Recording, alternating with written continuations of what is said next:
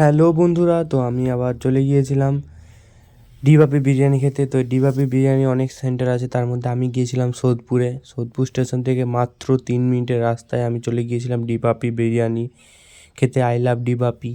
তো এই সামনে যে রুমটা ছিল এটা ভিআইপি রুম, এখানে 2 ঘন্টার জন্য 1000 টাকা নেবে। আর এখানে আমরা 4জন মিলে গিয়েছিলাম। আজকে পার্টিটা আমার তরফ থেকেই ছিল, কারণ আমার বার্থডে গিয়েছিল কিছুদিন আগে। তো ডিবাপির যেটার জন্য ফেমাস শুনেছি নাকি মটন বিরিয়ানির জন্য ফেমাস, তো আমরা 4জনে 4 প্লেট মটন বিরিয়ানি অর্ডার করেছিলাম। এরপর আমরা ভিতরে ঢুকে গিয়েছিলাম। তো ভিতরে ঢুকে জানতে পারি যে ভিতরে আগে ডেকে নেবে ওরা, যে ফাঁকা থাকলে। তো আমরা ভিতরে বাইরেই অপেক্ষা করছিলাম কখন ডাকবে।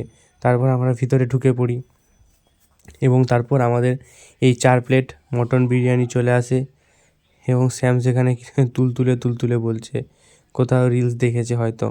এরপর আমরা বিরিয়ানি খাওয়া শুরু করি।